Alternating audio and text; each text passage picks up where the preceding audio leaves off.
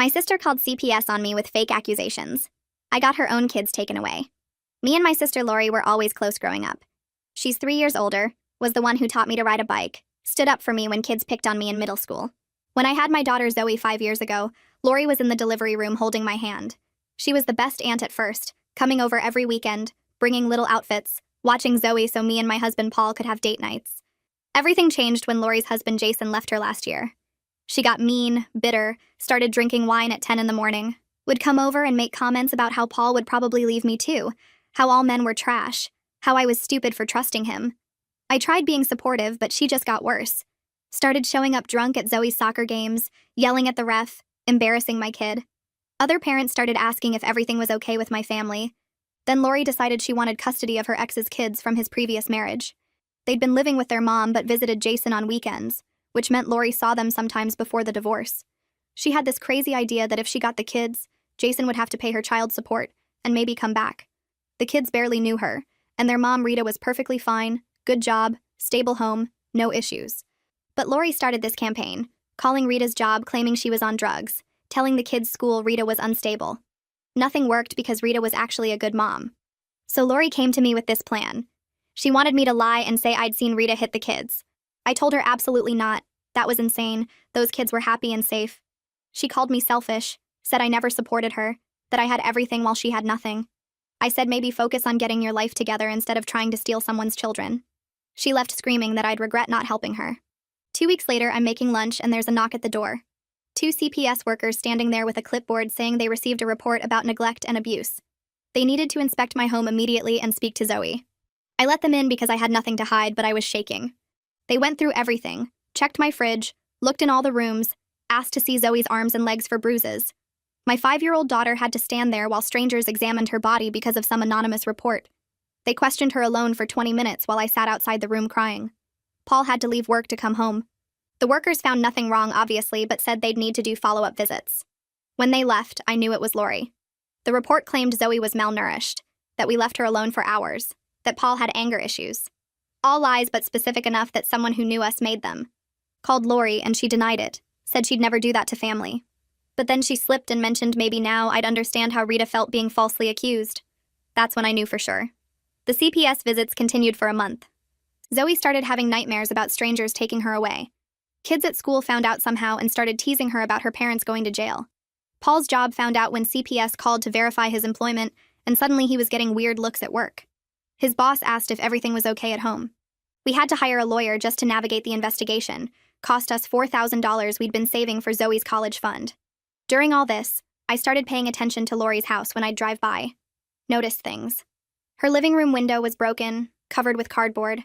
Her yard was full of empty wine bottles. Her car had expired tags from 6 months ago. Saw her passed out on her front porch at 2 in the afternoon on a Tuesday while her mail piled up.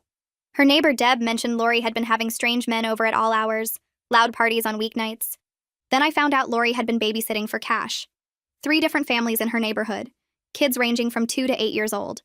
She'd watch them at her house while drinking, told the parents she was a certified daycare provider, which was a complete lie. So I made some calls. I picked up my phone and pulled up the CPS hotline number I'd saved 3 days ago. My hand shook so bad I almost dropped it twice before I managed to dial. A woman answered on the second ring and said she was there to take my report. I told her about the broken window covered in cardboard, about the yard full of wine bottles, about seeing my sister passed out on her porch in the middle of the afternoon. My voice cracked when I described the expired tags on her car and how she'd been drinking while watching other people's kids. The woman asked for names and I gave her all 3 families I knew about, spelled out each one carefully. She asked for the address and I recited Lori's street number like I was giving directions to my own execution. When she asked if the children were in immediate danger, I said yes, that my sister drank all day, and the house had safety violations. The woman thanked me for calling and said someone would investigate within 72 hours. I hung up and sat there staring at my phone, feeling this weird mix of power and terror flooding through my whole body. I'd just done to Lori exactly what she'd done to me, and part of me felt sick about it while another part felt completely justified. 3 days crawled by like torture. I jumped every time my phone rang and checked Ruth's Facebook page about 15 times a day looking for any mention of Lori. On the morning of day 4, Ruth called while I was unloading the dishwasher. She sounded excited in that way neighbors get when there's drama happening on their street. She said a CPS worker had shown up at Lori's house around 9 that morning in an official county vehicle. The worker went inside and stayed for over an hour while Ruth watched from her kitchen window. When the worker finally came out, she took photos of the front yard, the broken window, and Lori's car. Ruth said Lori stood on her porch looking pale and shaky, her arms wrapped around herself like she was freezing even though it was 70 degrees outside. I made myself sound confused and asked Ruth what she thought it was about. Ruth said she had no idea, but it looked serious. All those photos and the long visit. My heart hammered so hard against my ribs I thought Ruth might hear it through the phone. I told her that was really strange and to keep me updated if she heard anything else. After we hung up, I had to sit down on the kitchen floor because my legs wouldn't hold me up anymore. That same afternoon, my phone rang with Lori's name on the screen. I let it ring 3 times before I answered, trying to sound normal. Lori was sobbing so hard I could barely understand her at first. She kept saying someone reported her to CPS, that they claimed she was running an illegal daycare, that they'd inspected her whole house and taken pictures of everything. Her voice got louder and angrier as she talked, saying she was just helping out some neighbors for extra cash, that she would never put kids in danger, that someone was trying to destroy her life. I made sympathetic sounds while she ranted, saying things like, "That's crazy, and who would do that?" She went quiet for a second and then asked directly if I knew anything about it. I lied so smoothly it scared me a little, telling her it was probably one of the parents who got mad about something stupid. I suggested maybe one of the kids got hurt playing and the parent overreacted. Lori seemed to accept this and started crying again about how unfair it all was. We talked for another 10 minutes with me making supportive noises while she fell apart. When we finally hung up, I stared at my reflection in the blank TV screen and didn't recognize the person looking back at me. Within a week, all 3 daycare families got calls from CPS. Ruth told me about the first one because the mother lived 2 doors down from Lori. The woman had no idea Lori didn't have a childcare license or background check or insurance. She'd believed Lori was certified because Lori had shown her some fake papers she'd printed off the internet. The second family found out the same way, and the third family's father actually called the police to report fraud. On Thursday evening, Ruth called to say one of the mothers had confronted Lori on her front lawn. The shouting was loud enough that Ruth heard every word from inside her house with the windows closed. The mother screamed about how Lori had lied about being certified, how she'd trusted her with her kids, how she could have them taken away for leaving them with an unlicensed provider. Lori tried to defend herself, but her words were slurred, and the mother told her she was drunk right now. I drove past Lori's house that evening on my way back from the grocery store. Every light was off and her car was gone from the driveway. The front yard still had all those wine bottles scattered around and the broken window stared out like a dead eye. I felt this rush of satisfaction, so intense it almost felt physical, like electricity running through my chest. Lori was finally facing real consequences for once in her life, and I was the one who'd made it happen. Zoe woke up screaming for the 3rd night in a row. I heard her from the hallway and ran to her room to find her sitting up in bed crying so hard she was choking on her own tears. She kept saying the strangers were back, that they were going to look at her body again and ask her scary questions. I climbed into bed with her and pulled her onto my lap, holding her tight while she sobbed into my shoulder. Her whole body shook and she felt so small and fragile in my arms. The rage I felt toward Lori in that moment burned so hot I couldn't see straight. This was what my sister had done to my baby. These nightmares and this fear that wouldn't go away no matter how many times I promised Zoe she was safe. Paul appeared in the doorway at some point, his hair sticking up and his eyes half closed. He didn't say anything, just came and sat on the floor next to the bed and wrapped his arms around both of us. We stayed like that until Zoe finally cried herself back to sleep around 3:30 in the morning. Paul carried her back to her own bed while I stood there feeling like my heart had been ripped out of my chest and stomped on. 10 days after I made that call to CPS, Lori showed up at my front door unannounced. I saw her through the peephole, her eyes red and swollen, her hair greasy and uncombed. I thought about not answering, but she'd already seen my car in the driveway. I opened the door and she pushed past me into the house before I could stop her. She turned on me and demanded to know if I had anything to do with the CPS investigation. Her voice was sharp and accusing, and her hands were balled into fists at her sides. I looked right at her face and told her she was being paranoid, that maybe she should focus on getting her life together instead of accusing family members. She stepped closer and I could smell the wine on her breath even though it was only 11 in the morning. She said she knew it had to be someone who knew about the daycare, someone who'd seen her house, someone who wanted to hurt her. I held her stare and said lots of people had seen her house and maybe she should think about why. So many people might be concerned. She stared at me for what felt like forever, her eyes searching my face like she was trying to see through my skull into my brain. Then she turned and walked out without another word, slamming the door so hard the pictures on the wall rattled. 2 weeks into the investigation, Ruth called with more updates. She said the CPS worker had come back for a second visit, and this time brought someone else with her. Mariah Lozano spent 3 hours inside Lori's house documenting everything. Ruth said she'd heard from another neighbor that they found broken smoke detectors in every room and mold growing in the bathroom around the tub. The fridge had spoiled food that had been sitting there for weeks based on the smell. They found children's backpacks and toys mixed in with empty wine bottles all over the living room. The official report listed multiple safety violations and clear evidence of substance abuse in a childcare environment. When Ruth told me all this, I felt this surge of vindication rush through me. I hadn't been exaggerating or making things up to hurt Lori. She really had been endangering those kids, really had been drinking while she was supposed to be watching them, really had been running an unsafe operation.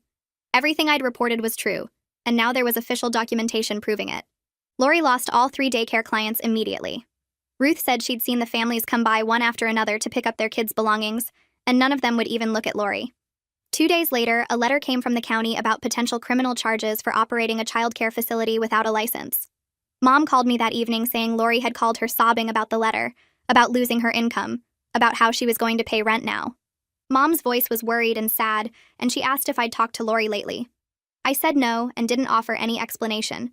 Mom suggested I should reach out since Lori was really struggling, and I said Lori needed to face reality for once instead of expecting everyone to bail her out. Mom got quiet, and then said she was disappointed in how cold I was being toward my sister. I told her she didn't know the whole story and got off the phone before she could push harder. I didn't call Lori back when she left me 3 voicemails that week, and I deleted each one without listening to the whole message. Paul found me at midnight sitting in the dark scrolling through Ruth's Facebook page. She'd posted photos of Lori's house with comments about how sad it was to see someone fall apart like this. I was reading through all the comments from neighbors talking about the CPS investigation when Paul's hand appeared and gently closed my laptop. He sat down next to me on the couch and asked if I was okay. His voice was soft and concerned in a way that made my throat tight. He said he was worried about how obsessed I'd gotten with Lori's situation, that I'd been checking for updates constantly for 2 weeks. I snapped at him that he didn't understand what it was like having strangers examine our daughter, seeing Zoe stand there while they looked for bruises on her body. He backed off immediately and held up his hands, but I could see the concern in his eyes. He thought I was taking this too far, that my anger at Lori was consuming me. I wanted to explain that I needed to know she was facing consequences, that I needed proof her lies hadn't won, but I couldn't find the words. We sat in silence for a while before Paul kissed my forehead and went back to bed. I stayed on the couch and opened my laptop again as soon as I heard our bedroom door close. 4 weeks after Lori's false report against us, an envelope arrived from CPS with an official county seal. My hands shook as I opened it and pulled out the letter from Grayson Huff. It stated that after thorough investigation, all allegations against our family had been found to be completely unfounded. Our case was officially closed and our family required no further monitoring or follow-up. I read it 3 times to make sure I understood every word. Then I went to the craft store and bought a frame that afternoon. I hung the letter in our hallway right next to the family photos where I'd see it every single day. Every time I walked past it, I felt this surge of bitter triumph flood through my chest. Paul came home from work and saw it hanging there, and he asked quietly if maybe we should just put it away in a file somewhere. I refused and told him I wanted that proof visible where I could see it. He looked at me with this expression I couldn't quite read, something between concern and sadness, but he didn't argue. I needed that letter on the wall as evidence that I'd been right, that Lori had been wrong, that her lies hadn't destroyed us no matter how hard she'd tried. I grabbed the last bag of groceries from the trunk and carried it inside, my mind still replaying the scene with the framed letter hanging in the hallway. The phone rings just as I set the bag on the counter and I see Ruth's name on the screen. I answer while pulling out milk and eggs, expecting her usual neighborhood gossip about someone's lawn or a new fence going up. Her voice sounds different though, lower and more serious than normal, and she asks if I'm sitting down. I tell her I'm fine standing, and she takes this long breath before saying the county opened a full investigation into Lori for child endangerment. My hand stops halfway to the fridge with the milk carton. Ruth keeps talking, explaining that one of the daycare kids told his parents that Miss Lori fell asleep on the couch one afternoon, and they couldn't wake her up no matter how hard they tried. The kid said he was scared and the other children were crying, but Miss Lori just kept sleeping for a really long time. My fingers go completely numb around the milk carton and it slips right through my grip. The plastic jug hits the tile floor and explodes, white liquid spraying across the kitchen in every direction. But I barely notice because Ruth is still talking about how the parents immediately called CPS, and now there's a criminal investigation, not just the licensing violation. A jar of pasta sauce rolls out of the grocery bag and falls off the counter, shattering next to the milk, and the red sauce spreads across the white puddle like blood mixing with water. I stare at the mess on my kitchen floor, red and white swirling together, and Ruth asks if I'm still there. I manage to say yes, and she tells me the investigation is serious, that Lori could face actual charges if they prove she was passed out drunk while watching children. After we hang up, I just stand there looking at the broken glass and spilled groceries, and I can't move to clean it up. The parent-teacher conference is scheduled for Thursday afternoon, and Paul takes off work early to come with me. We sit in those tiny chairs made for kindergartners, while Zoe's teacher arranges papers on her desk. She starts by saying Zoe is doing well academically, her reading is above grade level, and her math skills are strong. Then her voice shifts and she says she wants to discuss some behavioral concerns. She pulls out a folder and shows us drawings Zoe made during art time over the past few weeks. The first one shows stick figures with big round heads, a small one in the middle surrounded by two tall dark shapes with no faces. The teacher explains Zoe labeled the small figure as herself, and told the art teacher the dark shapes were taking her away. The next drawing shows a house with a little girl looking out the window at more dark shapes approaching. Every single drawing has these dark, faceless figures coming closer to the small stick figure that represents my daughter. The teacher's voice is gentle, but firm as she explains that Zoe has become withdrawn in class, that she cries when adults she doesn't know well ask her questions, that she sometimes refuses to participate in group activities. She says Zoe used to be one of the most outgoing kids in class, but something has changed. Paul's hand finds mine under the table and squeezes hard. The teacher recommends we consider counseling, that Zoe seems to be processing some kind of trauma, and she can provide referrals to child therapists who work with the school. I manage to nod and take the list of names she offers. We thank her and leave, and I hold those drawings in my hand all the way to the car. As soon as we get home, I look up the first therapist on the list and call to schedule an appointment. The receptionist says they have an opening next Tuesday at 4.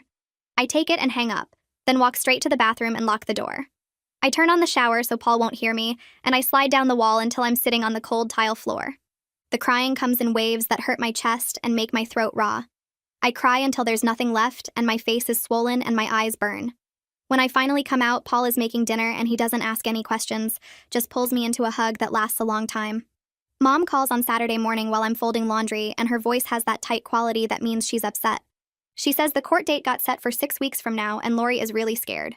I keep folding towels and wait for her to continue. Mom explains that the prosecutor is pushing for jail time, that child endangerment while intoxicated is a serious charge, that Lori could actually go to prison. My hands smooth out a towel that doesn't need smoothing.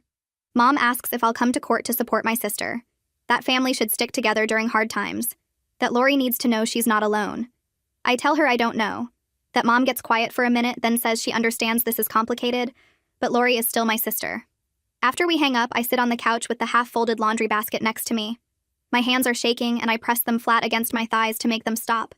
I can't tell if the shaking is from fear that Lori might actually go to jail, or excitement that she's finally facing real consequences, or guilt that I caused all of this. The three feelings twist together in my stomach until I can't separate them anymore.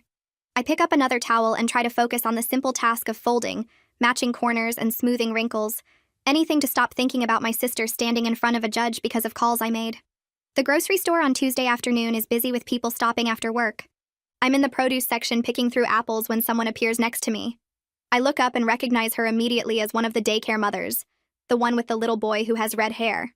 Her face is twisted with anger, and her voice is loud enough that people in the next aisle can probably hear. She says she knows I'm Lori's sister and demands to know if I knew about the drinking. Did I know my sister was getting drunk while watching children? Did I know she was passing out and leaving kids unsupervised? Her face is right up close to mine, and I can see other shoppers turning to stare. I stammer that I had no idea, that Lori and I aren't close anymore, that I didn't know she was babysitting at all. The woman's eyes are hard and disbelieving. She says her son had nightmares for weeks after that day, that he was terrified and didn't understand why the grown-up wouldn't wake up. She asks how I can live with myself knowing my sister put children in danger. People are openly watching now, an elderly couple with their cart stopped in the middle of the aisle, a teenage stock boy pretending to arrange oranges while listening. I mumble something about being sorry and start backing away with my half-full cart. The woman follows me for a few steps, saying she hopes I know what kind of person my sister really is. I practically run to the checkout, abandon my cart, and rush to my car. My hands shake so hard I can barely get the key in the ignition. I take the long way home from work on Wednesday, the route that goes past Lori's street even though it adds 10 minutes. I tell myself I'm just curious, that I want to see if her car is there, nothing more than that. When I turn onto her block, I see the pile immediately. All of her furniture is stacked on the curb in front of her house. The couch I sat on 100 times growing up. The kitchen table where we ate meals as kids when we visited. Boxes and bags and loose items just dumped in a heap. There's a bright orange eviction notice taped to her front door. Her car sits crooked in the driveway with the driver's door hanging open like she got out in a hurry and forgot to close it. Then I see her. She's sitting on the front steps with her head in her hands, her shoulders curved forward, her whole body looking small and broken. I slow down without meaning to, and for a second our eyes might have met. I'm not sure. I press the gas pedal and drive past without stopping. But even after I turn the corner, I can still see her there in my mind, surrounded by all her belongings on the curb, nowhere to go, everything falling apart. My stomach churns and tightens, and I have to pull over 2 blocks away because I think I might throw up. I sit in my parked car, taking deep breaths until the feeling passes. Paul gets home from work around 7, and I'm standing at the kitchen counter staring at nothing. He asks how my day was, and I tell him fine. He knows I'm lying because he always knows. He mentions that Mom called him at work, that she told him about Lori getting evicted, that she's worried about me. Something inside me snaps. I tell him he has no right to talk to my mother about me behind my back. He says Mom is worried and he's worried too, that I've let my anger at Lori consume me. I hear myself screaming that he has no idea what this feels like, that his sister didn't try to destroy his family, that he gets to sit back and judge my choices from his perfect position of not being hurt. He says he's not judging. He's scared because I've become someone he doesn't recognize. The words hit me like a slap. I grab the coffee mug sitting on the counter and throw it at the wall.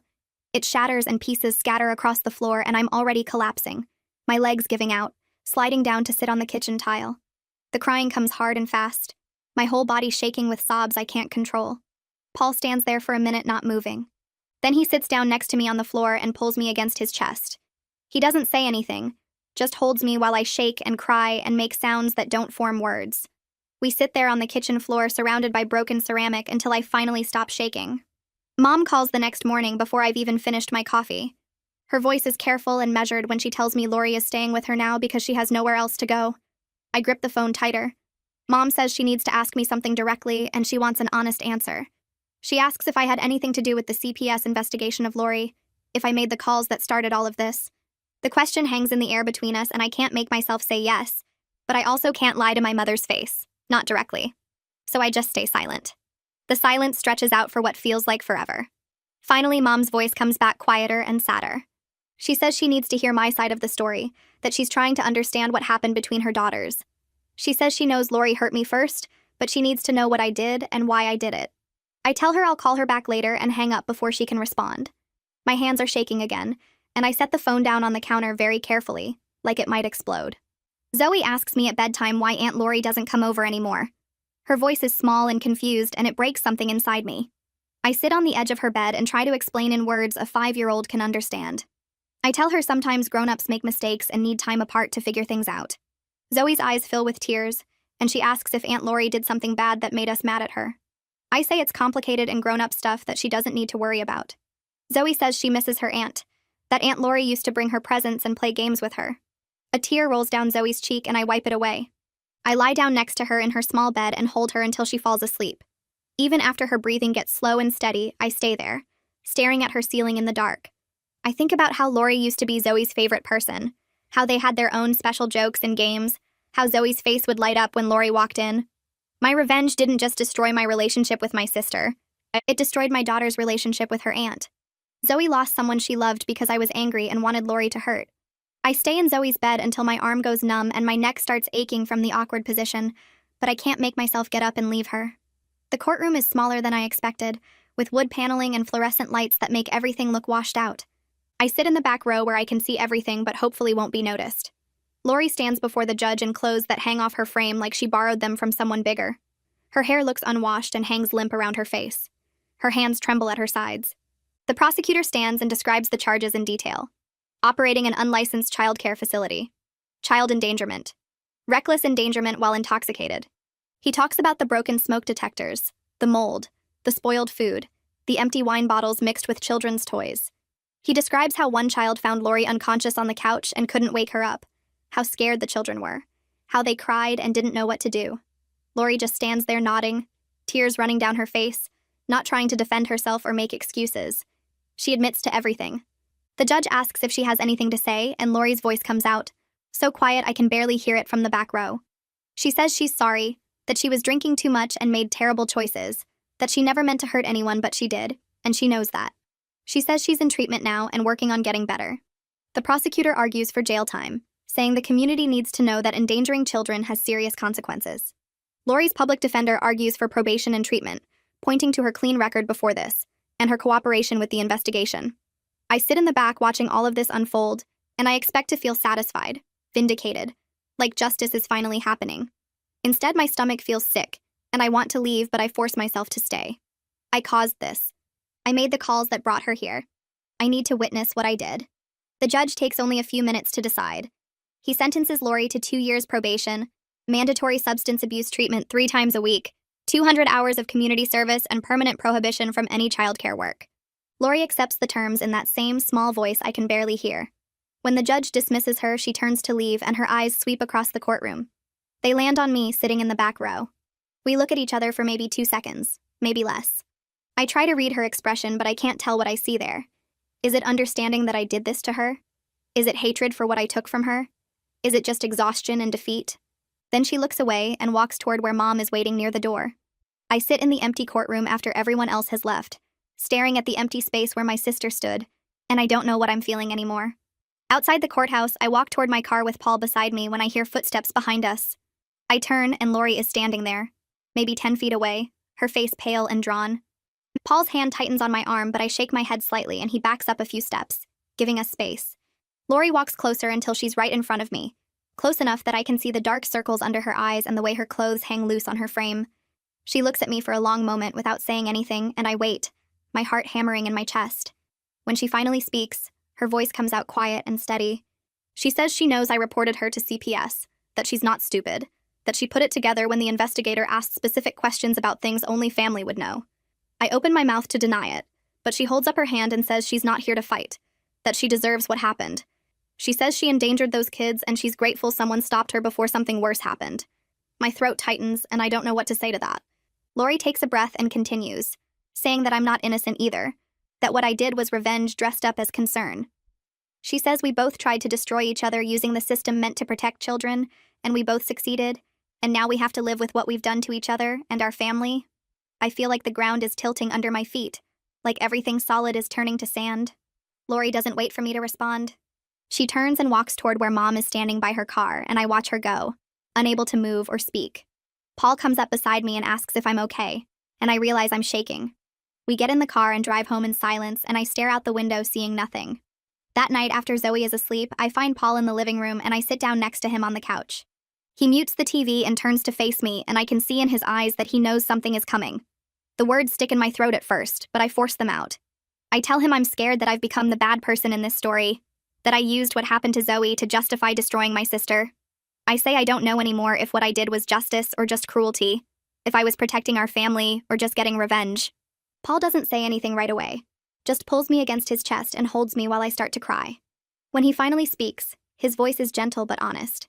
He says I was hurt and angry and human, that Lori hurt us first, but that doesn't make everything I did right. He says people aren't heroes or villains. They're just people making choices, and sometimes those choices cause pain, even when the anger behind them is valid. We sit together in the dark living room for what feels like hours, not talking, just breathing together. I feel the weight of my guilt settling into my bones, heavy and permanent, and I know I'm going to carry this for the rest of my life. Paul's arms stay around me the whole time, and I'm grateful he's not leaving even though I don't deserve his patience. Eventually we go to bed, but I lie awake staring at the ceiling, replaying every choice I made, every call I placed, every detail I reported. I don't sleep until the sun starts coming up. 3 days later, Mom calls while I'm making lunch. Her voice has that tone from when we were kids, the one that means she's done being patient, and now we're going to deal with things whether we like it or not.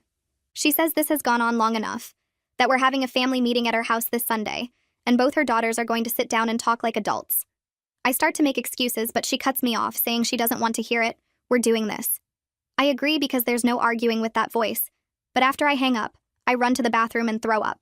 The thought of being in the same room with Lori makes my whole body rebel. I spend the next 3 days practicing what I'll say, standing in front of the bathroom mirror and rehearsing my defense. I make lists of all the things Lori did first, all the ways she hurt us, all the reasons my actions were justified. Paul finds me at the kitchen table at midnight on Saturday, surrounded by crumpled paper, and he gently suggests maybe I snap at him that he doesn't understand, and he just nods and goes back to bed. I stay up the rest of the night going over and over my arguments, building my case like I'm going to trial. Sunday morning, I can barely eat breakfast. Zoe asks why I'm so quiet, and I tell her I'm just tired. Paul offers to come with me, but I say no. This is something I need to do alone. The drive to Mom's house takes 15 minutes but feels like hours.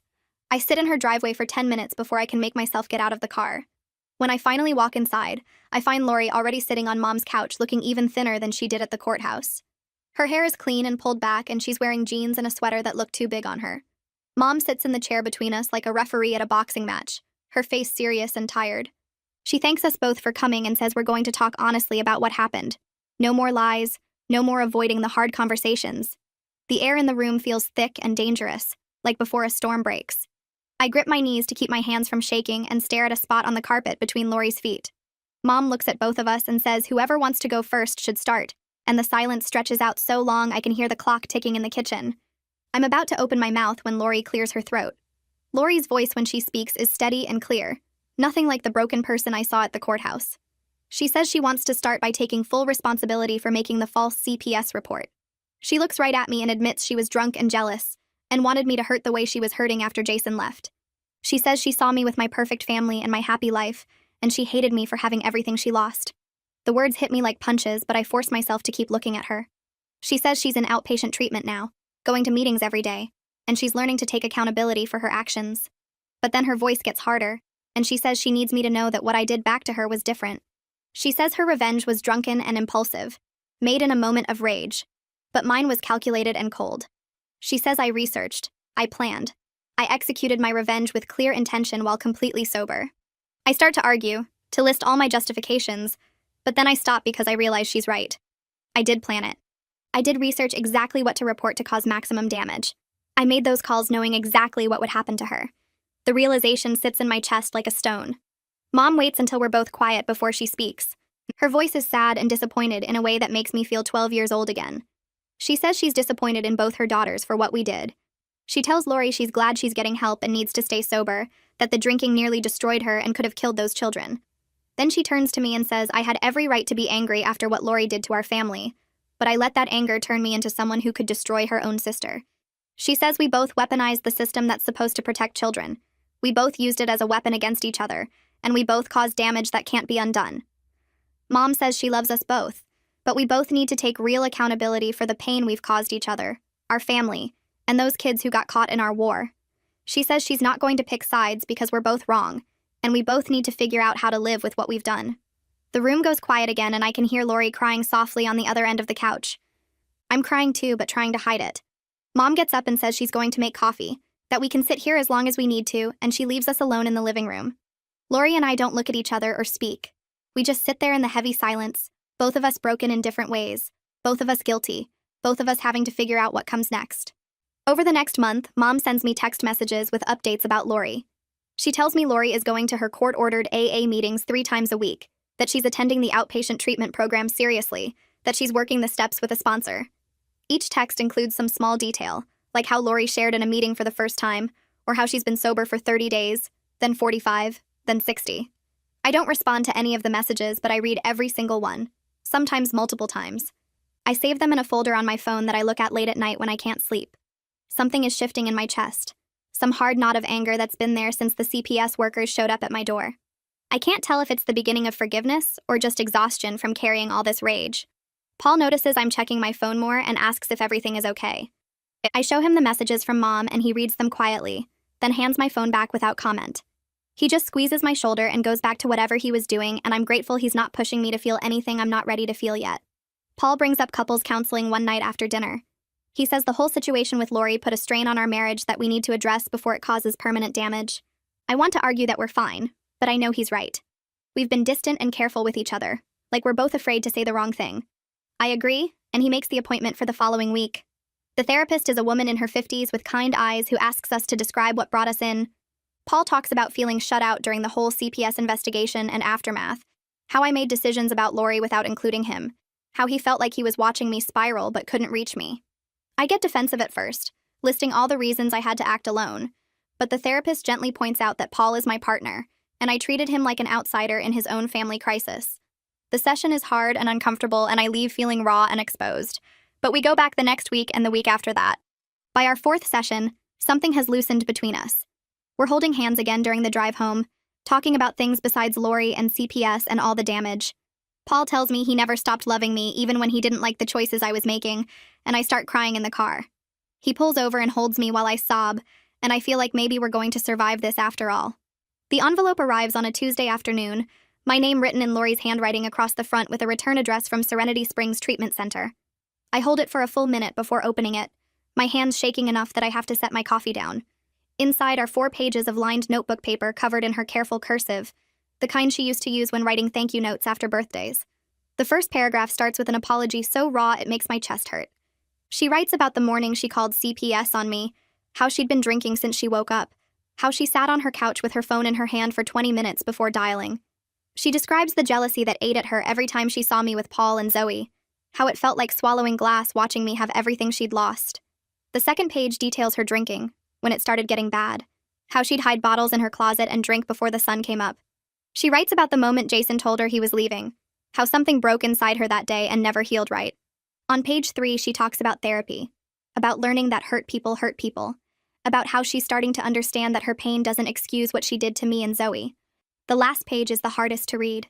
She writes that she knows what she did to Zoe, how she made my 5-year-old daughter stand there while strangers examined her body, how she caused those nightmares and that fear. She says she understands if I never forgive her, that she doesn't deserve forgiveness, but she needs me to know she sees the damage now.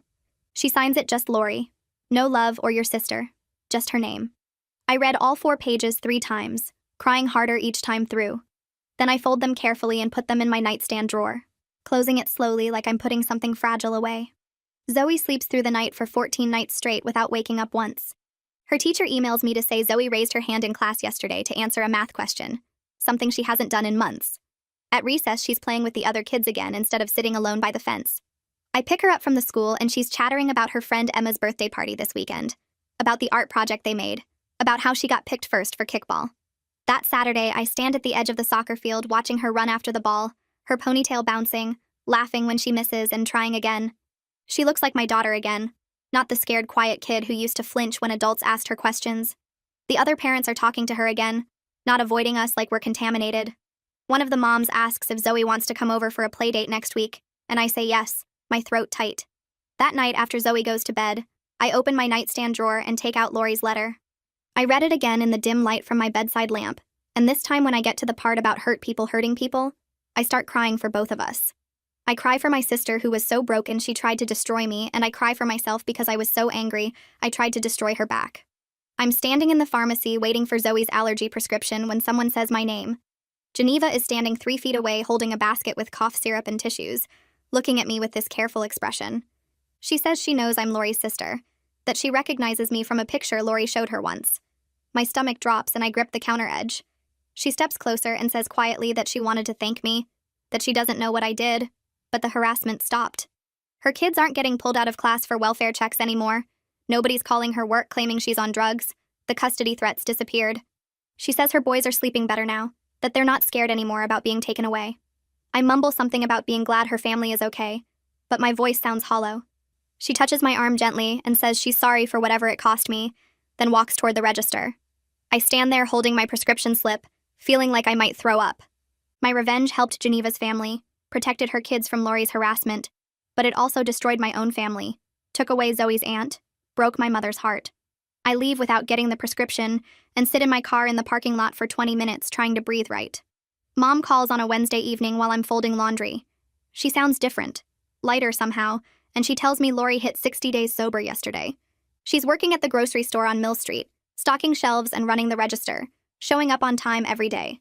She's living in a sober house with 3 other women, going to meetings every morning before work.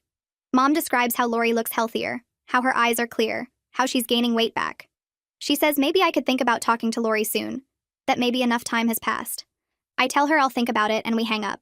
I sit there with a half-folded towel in my lap, and I realize something has shifted in my chest. I'm genuinely happy my sister is getting better.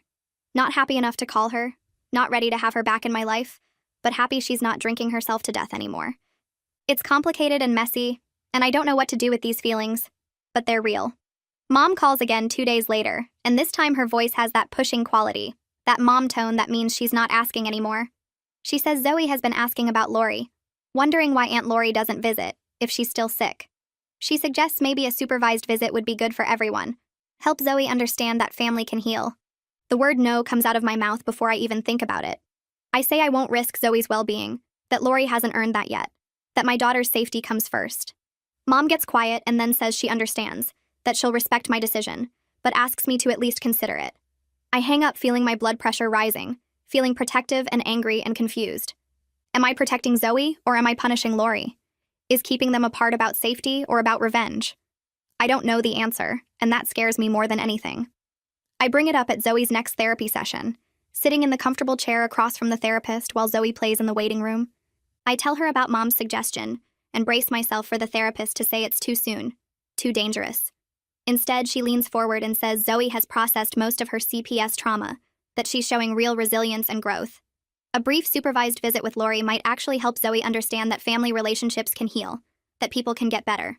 She emphasizes the words supervised and brief multiple times, and we spend 30 minutes talking through what boundaries would make it safe, where it would happen, who would be there, how long it would last, what we'd do if Zoe got upset. I leave with a plan written on a piece of paper in my purse, feeling like maybe I could try this, but my hands are shaking the whole drive home. Paul finds me that night sitting on our bed staring at the paper from the therapist. He sits down next to me and says he'll support whatever I decide about Lori, that he trusts my judgment and knows I'll protect Zoe. He says he sees how hard I'm working to balance anger with healing, how I'm trying to do the right thing even when it's unclear what the right thing is. He says he's proud of the person I'm becoming through this mess, that I'm not letting revenge consume me anymore. I start crying, and he pulls me into his arms, and I think about how easily this could have destroyed my marriage too. How Paul could have left when I was spiraling, when I was so focused on hurting Lori that I shut him out. But he stayed, and he's still here, and I'm grateful for that in a way I can't put into words. I sit down at the kitchen table the next Saturday morning and write back to Lori.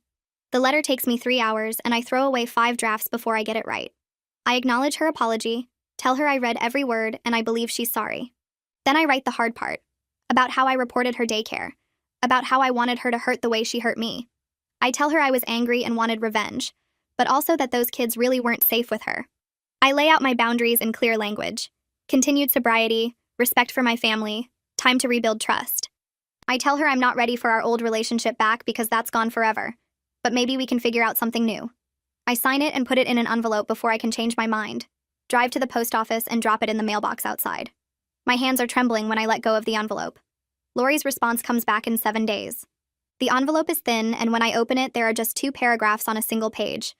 She thanks me for being honest about reporting her, says she knows those kids weren't safe and she's grateful nobody got seriously hurt.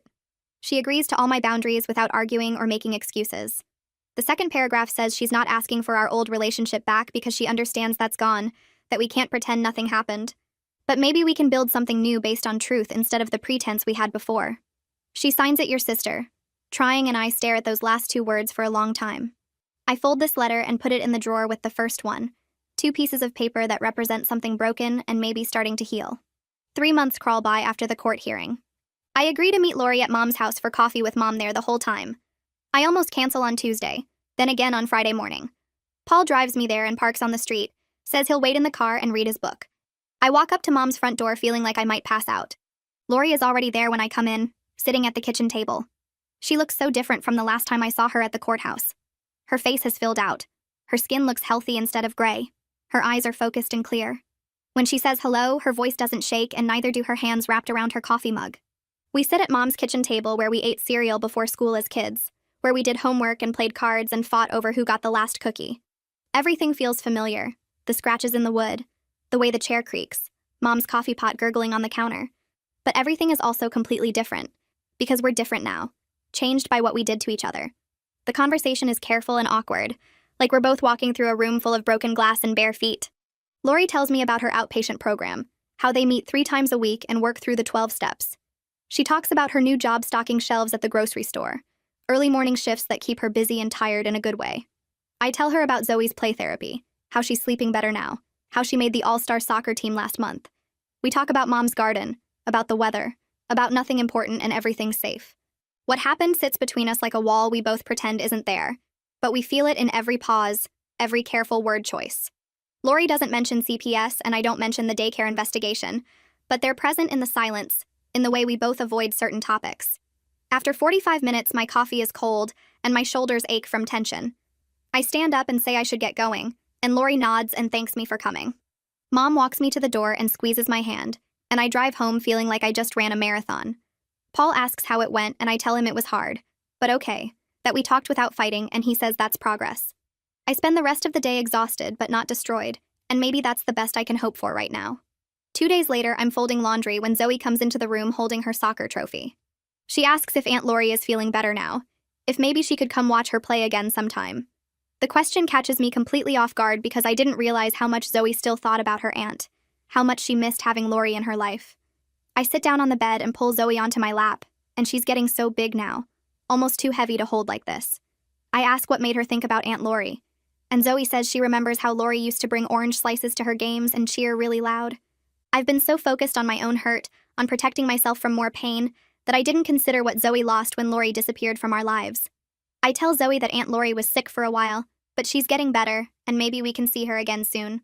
Zoe's face lights up and she asks when, and I say I need to figure out what's safe first. After Zoe leaves to play, I sit there with the laundry basket and start thinking about what a visit might look like. Where would we meet? Who would be there? How long would it last? What boundaries would I need? I make a list on my phone of conditions that would make me feel safe, and by the time Paul gets home, I have a plan forming. I call Mom the next morning and tell her I want to try a supervised visit with Lori and Zoe at her house. Mom sounds surprised but happy, and we work out the details. 30 minutes maximum, Mom present the whole time, me ready to leave instantly if anything feels wrong.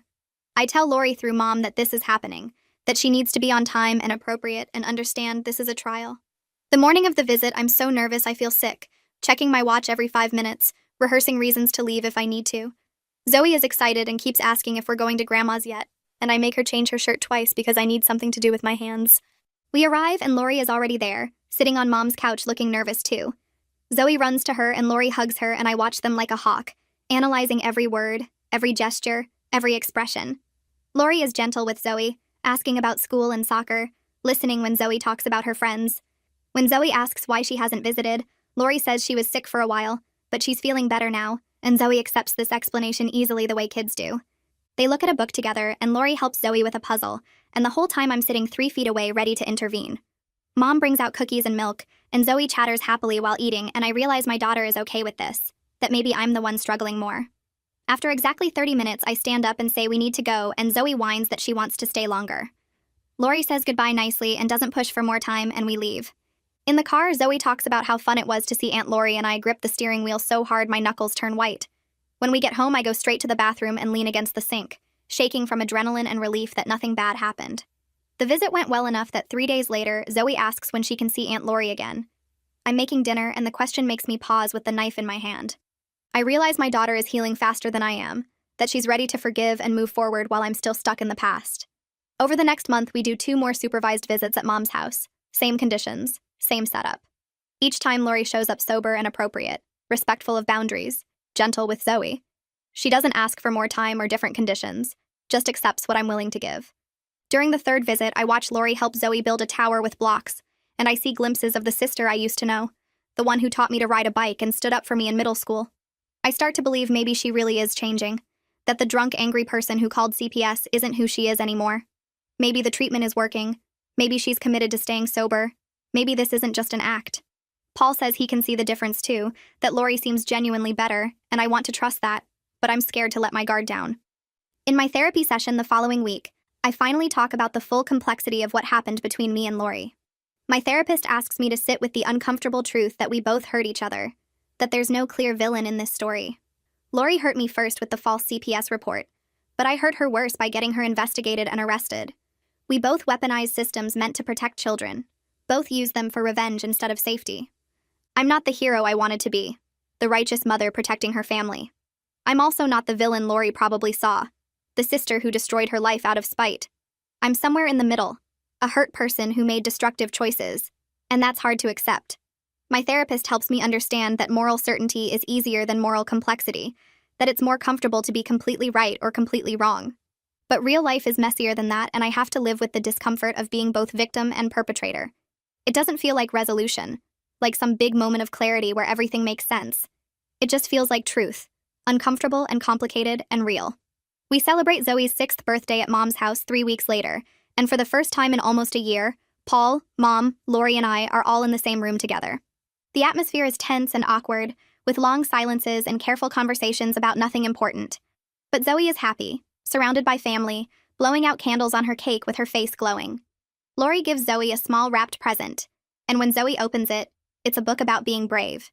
Zoe hugs her aunt tight, and Lori's eyes fill with tears, and I watch them and feel this complicated mix of emotions I can't untangle. Grief for what we lost, for the close relationship we used to have that's gone forever, guilt for my role in destroying it, for letting revenge consume me, but also cautious gratitude for what we're slowly building, this new relationship based on honesty instead of pretending everything is fine. After cake, Paul suggests we take a family photo and we all stand together awkwardly while Mom sets up her camera. The photo shows us smiling but tense, a family that survived something terrible and is trying to figure out how to be a family again. 10 months after I made those calls to CPS, Lori and I have settled into a limited but real relationship. We see each other at family events like birthdays and holidays, exchange occasional texts about Mom or practical things. We're not close and probably never will be again, not like we were growing up. Too much has happened. Too much damage done on both sides. She stays sober, goes to her meetings, works her grocery store job, lives in her sober living house. I stay in therapy, work on my marriage, focus on being present for Zoe instead of consumed by anger. We both live with what we did to each other, carrying the weight of our choices. Some days I still feel guilty about reporting her, about the arrest and the probation and the permanent record. Some days I still feel justified, remembering Zoe's nightmares and the $4,000 and the month of hell Lori put us through. Most days I feel both, guilt and justification existing together, and I'm learning that's okay. My family survived, scarred but intact, changed by what happened but still here. Paul and I are stronger now, having worked through the crisis together. Zoe is healing, sleeping through the night, happy and healthy. Mom has both her daughters back in her life, even if we're not the daughters she raised. And me? I'm learning that sometimes the best outcome you can hope for isn't happiness or resolution or everything working out perfectly. Sometimes the best outcome is just survival, is making it through something terrible and coming out the other side still breathing, still trying, still human.